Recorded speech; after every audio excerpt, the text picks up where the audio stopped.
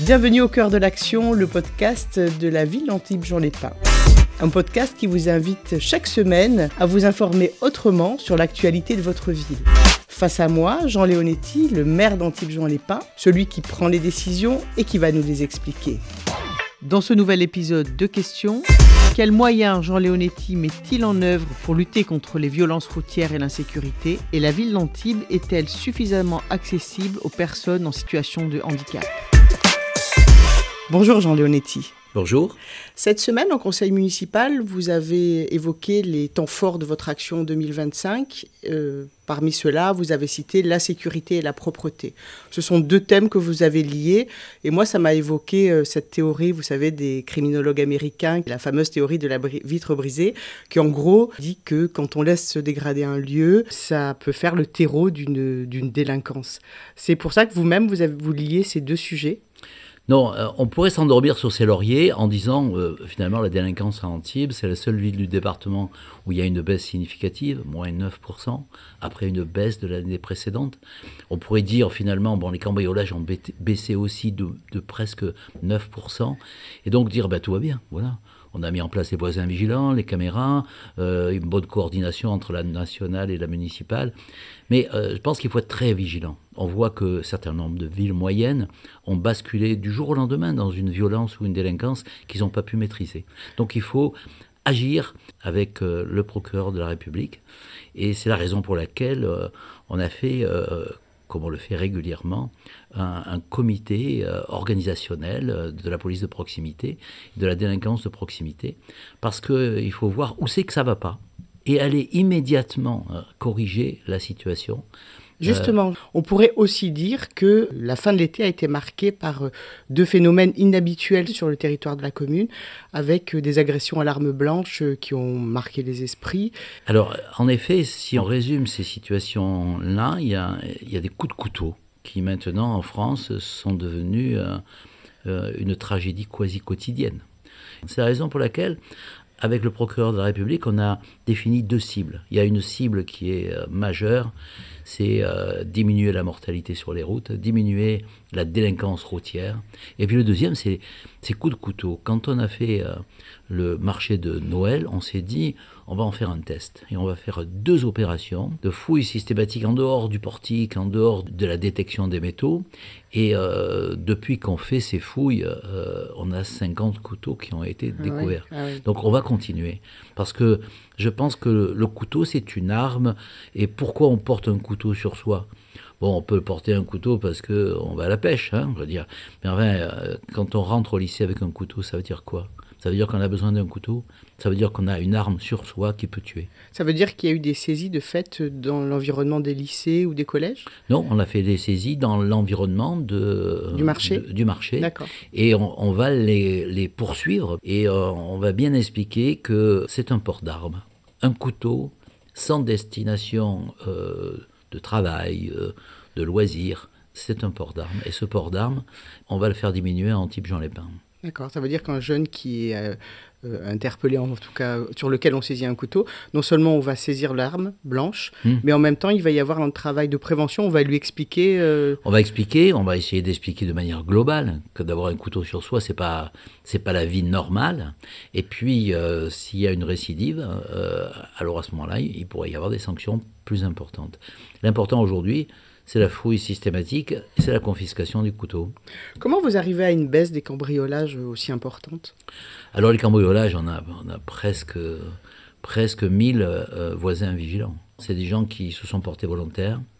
Ils n'organisent pas une milice privée, mais ils détectent et ils signalent des situations ou des comportements qui peuvent laisser penser qu'il va y avoir un cambriolage. Et puis il y a l'opération Tranquillité Vacances qui est utile aussi parce que je pars en vacances, je le dis à mon voisin. Si mon voisin il voit qu'il y a de la lumière à l'intérieur ou qu'il y a un remue-ménage à l'intérieur, il peut alerter la police. Quand on voit le nombre d'appels et qui ont abouti, on voit bien que c'est ça qui a essentiellement fait baisser la délinquance. Ce que vous me dites, de cambriolage. Ce que vous me dites, c'est que ces résultats sont les résultats d'une politique de proximité, y compris dans l'emplacement de nouveaux postes de police. Vous allez ouvrir un poste de police sur le parking Courbet, qui est proche de la gare, et puis du côté de Guinemer aussi, je crois. On reparle de la police de proximité, c'est quelque chose que vous remettez à l'ordre du jour, ou ça a toujours existé sur Antibes? Non, ça a toujours existé, mais aujourd'hui, on souhaite avoir plus de pouvoir pour la police municipale. Éric Pouget, notre député, a fait un travail sur ce sujet. On a rencontré le ministre de l'Intérieur qui est favorable à cette évolution. Donc, effectivement, voir quelqu'un qui fume un joint devant la police municipale qui ne peut pas intervenir, au fond, c'est un échec psychologique et c'est un échec d'efficacité. Donc, effectivement, aujourd'hui, on a une relance de cette police de proximité qui ne va pas faire des enquêtes sur le narcotrafic péruvien. Il va simplement essayer de faire en sorte, je dis ça parce que le ministre de l'Intérieur rencontre son homologue du Pérou pour travailler sur le narcotrafic international. Bien sûr, la police de proximité ne fait pas ça, mais elle aboutit à une tranquillité publique que nous souhaitons à Antibes-Juan-les-Pins et dont on a enfin les résultats positifs. Elle agit donc aussi sur le sentiment d'insécurité, ce fameux sentiment d'insécurité. J'y crois pas, moi, au sentiment d'insécurité. Je crois que quand il y a un sentiment d'insécurité, c'est qu'il y a de l'insécurité. Quand une femme dit « moi je peux pas aller de tel endroit à tel endroit, à telle période et dans tel quartier », c'est qu'il y a un problème. Il y a des gens qui me disent, par exemple, on a fait le sondage, les gens se sentent plutôt en sécurité à Antibes-Juan-les-Pins. Mais ils disent deuxième partie de la nuit, dans certaines zones de Juan-les-Pins, je ne suis pas en sécurité, ils ont raison.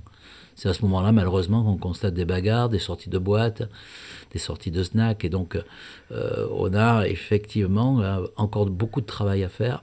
Et qu'on le fasse avec efficacité et avec des chiffres qui montrent que ça marche, je trouve que c'est l'élément beaucoup plus important que de faire des grandes déclarations.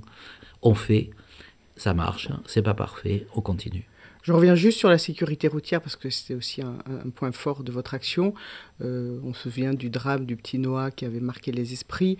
Et réellement, quels sont vos moyens d'agir? On a bien compris que vous n'allez pas agir seulement sur la vitesse, mais que cette surveillance, elle se fera aussi sur l'alcool et les stupéfiants au volant. Mais concrètement, vous allez faire quoi? Combien d'actions vous allez mener? Avec qui? Où? Comment? On mène pratiquement une action par semaine. Pas forcément une action sur l'alcool et la drogue, mais sur la vitesse.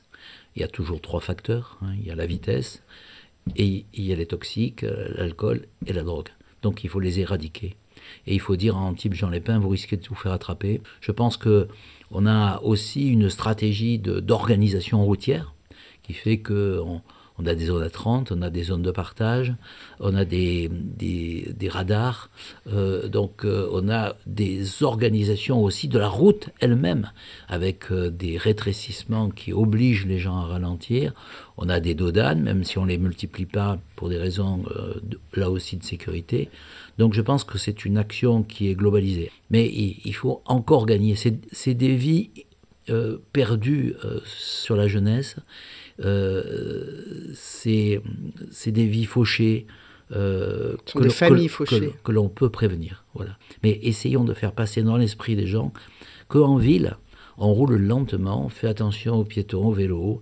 Le vélo fait attention aux piétons et que chacun respecte l'autre. Cette semaine, on célèbre les 20 ans de la loi sur le handicap. On en est où à Antibes de l'accessibilité? Quels moyens on s'est donnés? Et est-ce qu'il y a encore des choses à faire, à améliorer? C'est une belle loi. C'est une loi qui d'égalité des chances et des droits. Et c'est une loi d'inclusion. Voilà. Les personnes en situation de handicap sont des citoyens à part entière. Et souvent sur ce thème, vous dites, sur le handicap, il faut être exemplaire. La ville d'Antibes doit être exemplaire. Pourquoi? Elle l'est, mais elle n'est pas parfaite. Voilà, elle l'est parce que la preuve, c'est que la flamme des Jeux Olympiques du handicap, elle est passée par Antibes, pour toute la région sud. Si la ville d'Antibes a été choisie dans le handisport, c'est bien parce qu'il y a des efforts qui sont reconnus sur le plan national. Mais on a toujours quelque chose à faire en plus. Alors, cette loi, elle est difficile à appliquer parce qu'elle s'applique d'abord sur les écoles. Je pense que là-dessus, on est irréprochable. Sur les enfants en situation d'inclusion, Vous construisez des ascenseurs dans les écoles, entre autres. Oui, mais regardez comme le regard a changé sur l'enfant en situation de handicap, entre guillemets, il y a 20 ans. L'enfant en situation de handicap, on ne le scolarisait pas en milieu normal. Là, on le scolarise en milieu normal et on lui donne les moyens pour l'entourer, pour qu'il ait l'égalité des chances avec les autres enfants. Et regardez aussi le regard qu'il y a eu sur les Jeux Olympiques.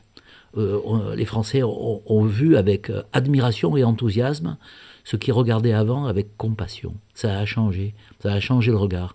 Un regard qui admire, c'est pas pareil qu'un regard qui compatit. Et je pense que la solidarité dans ce domaine, elle est obligatoire. Donc oui, on a une ville qui engage 8,5% de personnes en situation de handicap, alors que le quota, entre guillemets, de la loi, c'est 6. Et je signale au passage que ces personnes-là ont 2 fois moins d'arrêt de travail que les autres. Donc ce n'est pas un handicap pour une entreprise ou une ville d'employer des personnes en situation de handicap. Il reste beaucoup de bâtiments à équiper ? Alors il reste malheureusement quelques bâtiments à équiper, on est à 97% de notre programme, mais il y a encore, ne serait-ce que la salle des mariages, où on est contraint aujourd'hui de dire qu'on se marie quand il y a une situation de handicap dans une autre salle que la salle classique des mariages. Donc on va décorer une salle pour ne pas donner l'impression qu'on va dans une salle municipale banale pour faire un mariage uniquement parce qu'il y a un fauteuil roulant. Puis la dernière point, c'est on a un peu anticipé quand même ce que le gouvernement a un peu tardé, mais il a des excuses à mettre en place. C'est normalement vous avez un fauteuil roulant, vous n'avez pas demandé à avoir un fauteuil roulant, c'est votre vie qui vous impose d'avoir un fauteuil roulant. Que vous soyez obligé d'en payer une partie, c'est pas normal. Et la ville d'Antibes, au travers de son centre communal d'action sociale, a mis en place une aide spécifique qui permet effectivement d'avoir 3 000 € de plus pour avoir un fauteuil roulant adapté à la vie. Enfin, comment on se déplace dans la ville, c'est un travail de fourmi. Le trottoir qu'on abaisse, la rampe qu'on... Vous tenez compte des retours des associations de personnes handicapées ou des... Je crois que vous avez nommé des référents dans les quartiers pour justement avoir cette proximité, ce retour sur le trottoir, le feu rouge, des éléments concrets de ce qui les empêche d'avancer dans la ville. Un jour, vous vous mettez en fauteuil roulant et vous parcourez la ville. Vous allez voir comme c'est compliqué. Un jour, vous faites une activité et puis vous mettez des boules qui est. Vous allez voir. Un jour, vous fermez les yeux et vous dites comment je me repère. Donc, rien n'est mieux que la personne elle-même qui vit son handicap pour nous conseiller ce qui est prioritaire.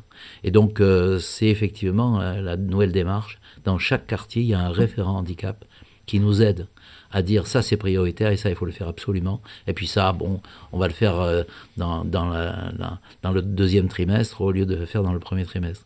C'est ce qui nous a permis effectivement d'avoir un investissement lourd. On a dépensé plus de 4 millions d'euros pour l'accessibilité de la ville. Et je pense qu'une ville qui est accessible aux personnes en situation de handicap, c'est une ville qui est accessible aussi aux mamans avec des poussettes. C'est une ville qui est aussi accessible à des gens qui ne se bousculent pas et qui ne s'agressent pas dans la rue. C'est une ville apaisée, c'est une ville sereine. C'est Antibes-Juan-les-Pins. Merci Jean Leonetti. Au cœur de l'action, c'est un podcast d'Antibes-Juan-les-Pins. À la technique, Jean-François Diaz. Au micro, Florence Bellon. Et nous, on vous donne rendez-vous la semaine prochaine.